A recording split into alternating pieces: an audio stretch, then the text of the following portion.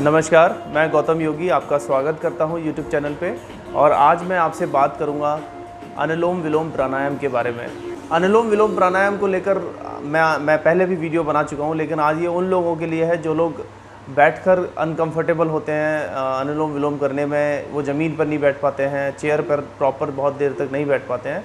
तो क्या ऐसे लोग भी अनुलोम विलोम कर सकते हैं? लोगों को बड़ा भ्रांतियाँ रहती है कि हम तो बैठ ही नहीं पाते, तो हम कैसे कर पाएंगे।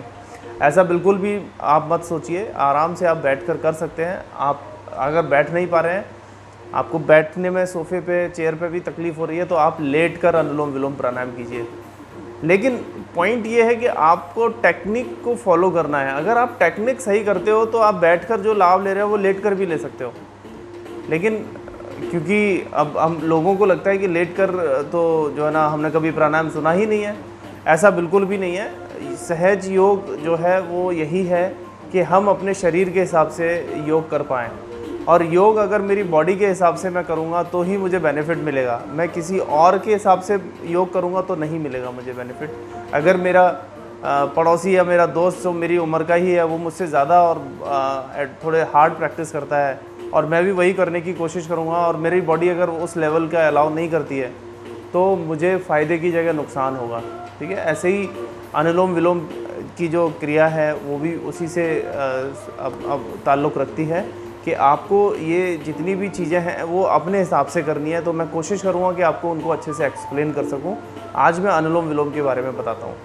तो अनुलोम विलोम प्राणायाम में सबसे पहले हम जब भी लेटेंगे तो हमारे दोनों हाथ, हथेलियाँ ऊपर की ओर, हाथ ज्ञान मुद्रा में रखना है। ज्ञान मुद्रा ये होती है। और अपने राइट हैंड को आप प्रणव मुद्रा के साथ प्राणायाम में यूज़ कीजिए। ठीक है, अपने लेफ़्ट नोस्ट्रल से सांस लीजिए और राइट से छोड़िए।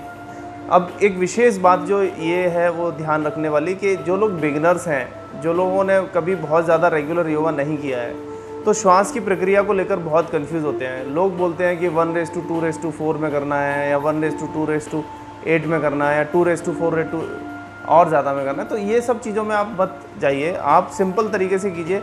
जितने समय में आप सांस अंदर ले रहे हैं उतने ही समय में आपने सांस को बाहर छोड़ना है। अब जो समय लेने की ड्यूरेशन है वो आपको ध्यान रखनी है। ऐसा नहीं है कि आपने 2 सेकंड में लिया और 2 सेकंड में छोड़ दिया। ये प्रक्रिया आपकी निरंतर बढ़ती जानी चाहिए। आप अगर 2 सेकंड में सांस लेने की ही क्षमता रखते हैं तो 2 सेकंड से ही चालू कीजिए। लेकिन वो धीरे धीरे 2 से 3, 4, 5, 6, 8, 15, 20 तक जाना चाहिए। आप जितना लंबे समय में सांस को अंदर खींचेंगे उतना ज़्यादा बेनिफिट होगा। मतलब आपकी ब्रेथ शॉर्ट नहीं होनी चाहिए, लॉन्ग होनी चाहिए। आपकी ब्रेथ जितनी डीप लॉन्ग होगी आपको उतना ज़्यादा बेनिफिट मिलेगा। जितने ज़्यादा समय में आप सांस अंदर लेंगे उतना ज़्यादा आपको बेनिफिट मिलेगा। अब बात आती है छोड़ने की। तो कोशिश कीजिए कि जितने समय में आप सांस ले रहे हैं उतने ही समय में आप सांस छोड़ें। आप सांस ज़्यादा समय में भी छोड़ सकते हैं, आपको बेनिफिट ज़्यादा होगा, नुकसान नहीं होगा। लेकिन आपको कम समय में सांस नहीं छोड़नी है। अगर आप 5 सेकंड में सांस ले रहे हैं तो आपको 3 सेकंड में नहीं छोड़नी है, कम से कम 5 में तो छोड़नी ही छोड़नी है। अगर ज़्यादा में छोड़ सकते हैं तो और अच्छा है। लेकिन मैं आप लोगों को ये बताना चाहूँगा कि आप शुरुआत के कुछ महीने, लगभग 2-3 महीने आप इक्वल टाइम अपना ब्रीदिंग में रखिए। आप जितने समय में ले रहे हैं उतने समय में छोड़िए।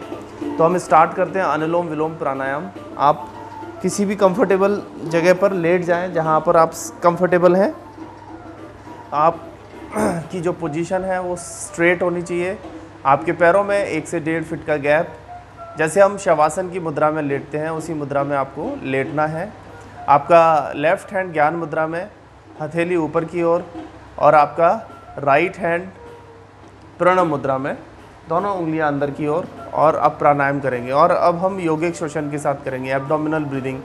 जब आप सांस को लेंगे तो आपका पेट फूलना चाहिए, उसके बाद चेस्ट एक्सपेंड होना चाहिए। जब आप सांस छोड़ेंगे तो पहले चेस्ट नॉर्मल, फिर आपका पेट नॉर्मल। ठीक है, तो स्टार्ट करेंगे मेरे साथ। लंबी गहरी सांस, लेफ़्ट नोस्ट्रल से सांस अंदर,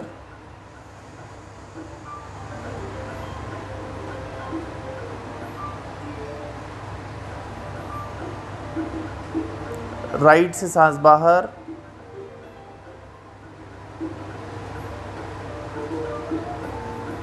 अब राइट से अंदर,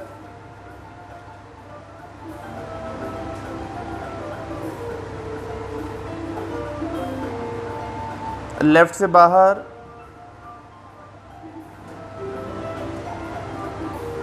ऐसे ही आपको इसको दोहराना है।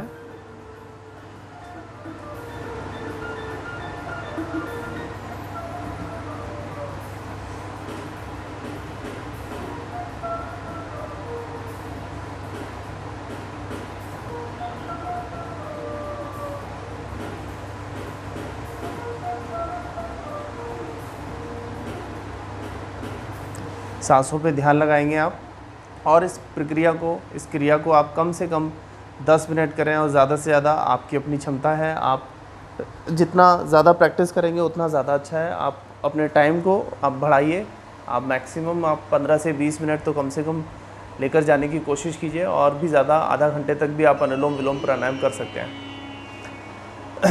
और जो मैंने पहले भी अनुलोम विलोम की एक वीडियो बनाई हुई है, आप उसको देखकर और ज़्यादा जो है ना समझ सकते हैं, सीख सकते हैं। फिर आपको सेम प्रक्रिया को लेटकर करना है, ठीक है। बेनिफिट्स की बात आती है, वो मैंने आपको पहले वीडियो में बता रखे हैं। सेम बेनिफिट्स जो बैठकर हम करते हैं वैसे ही बेनिफिट हमें लेटकर करते हैं। अब हमें लेटकर करने के फ़ायदे ये हैं कि जिनको बैक में प्रॉब्लम होती है उनको वो अब अनुलोम विलोम कर पा रहे हैं, जिनको घुटनों में प्रॉब्लम होती है वो लोग अनुलोम विलोम कर पा रहे हैं, जिनको सर्वाइकल है वो लोग अनुलोम विलोम कर पा रहे हैं। तो अनुलोम विलोम के जो बेनिफिट्स हमें मिलते हैं वो सारे बेनिफिट हमें लेटकर मिलने लगेंगे, ठीक है।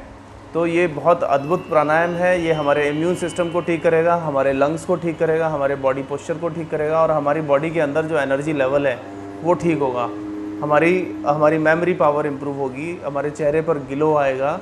तो मतलब इसके बहुत सारे बेनिफिट्स हैं। आप प्रैक्टिस करते रहिए और आप महसूस करते रहिए कितने सारे बेनिफिट्स आपको धीरे धीरे हो रहे हैं। मैं आशा करता हूँ कि ये वीडियो आपको अच्छी लगेगी, और ये वीडियो जब अगर आप लोगों तक और पहुंचा सकते हैं तो ये और अच्छी बात है, क्योंकि ये आपने अपने बेनिफिट के लिए तो देख ली, लेकिन अब और लोगों को भी इसका बेनिफिट मिल सके तो ऐसा मन में हमेशा भाव रखिए, क्योंकि आपकी भाव जो है वो दूसरे के जीवन को बदल सकते हैं। तो आप लोगों की मदद कीजिए डायरेक्टली और इनडायरेक्टली, क्योंकि अब हम लोगों को हमें ज़रूरत नहीं है कि हम उनके पास जाके बताएं। आप व्हाट्सएप पे शेयर कर सकते हैं, आप बता सकते हैं उनको, सोशल मीडिया पे डाल सकते हैं कि आप ये प्रैक्टिस कर सकते हैं, इससे आपको बहुत सारे लाभ होंगे।